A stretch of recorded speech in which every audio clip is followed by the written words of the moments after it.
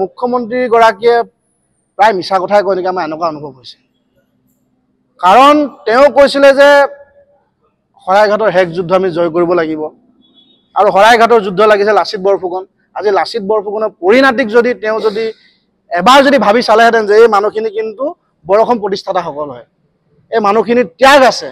আজিও আপুনি চাব আমি টাই আহোম যুৱ পৰিষদ বা আজি অসমত থকা আহোম জনগোষ্ঠীয়ে কিন্তু কেৱল আহোম জনগোষ্ঠীৰ কাৰণে নাকান্দে অসমীয়াৰ কাৰণে কান্দে কিন্তু আমিও অসমীয়াৰ স্বাৰ্থত মাত মাতি আহোঁ কিন্তু প্ৰতিজন অসমীয়াৰ স্বাৰ্থত কাৰণ আমাক উপৰিপুৰুষসকলে শিকাই গৈছিলে যে আমি আমাৰ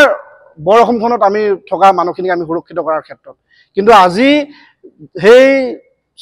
চাউফা চুকাফাক আজি চাওক আজি কিমান মৰ্যাদা দিয়া হৈছে চুকাফাৰ নামত অসমত কি আছে আজিৰ দিনত আপুনি চাওকচোন 10টা বছৰত মুখ্যমন্ত্ৰী হিমন্ত বিশ্ব শৰ্মা ডাঙৰীয়াই চুকাফাৰ নামত কি কৰি দেখালে আমাক দেখাওকচোন কেৱল মাত্ৰ শৰাইঘাটৰ হেকলত লাচিত বৰফুকনক বিশ্ব দৰবাৰত প্ৰতিষ্ঠা কৰিছোঁ তেওঁ সেয়া মুখেৰে কৈ থাকিলে নহ'ব অসমত থকা অসমীয়াৰ বাবে কাম কৰি দেখাব লাগিব আৰু যি আমাৰ আহোম জনগোষ্ঠীৰ পৰা যিজন আমাৰ উপৰিপুৰুষ হয় চাউলুং চুকাফাৰ নামত আজিলৈকে এখন বিশ্ববিদ্যালয় প্ৰতিষ্ঠা নহ'ল না আজি এখন উৰণীয়া সেতু আজিলৈকে চাউলুং চুকাফাৰ নামত কিন্তু নামাকৰণ কৰা নহ'ল এয়া সম্পূৰ্ণ আহোমক অৱহেলিত কৰা হৈছে আৰু আমাৰ ষড়যন্ত্ৰ যেন লাগে যে আহোমক কেনেদৰে আৰু মানে নিষেধ কৰা আৰু আমি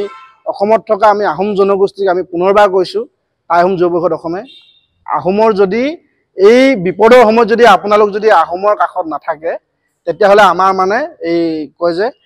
বনত শিপা গজে বুলি কয় যে মাটিত বন গজিব বুলি কয় যে আমাৰ তেনে অৱস্থা হ'বলৈ গৈ আছে আৰু আমি সকলো একত্ৰিত হোৱাৰ প্ৰয়োজন ধন্যবাদ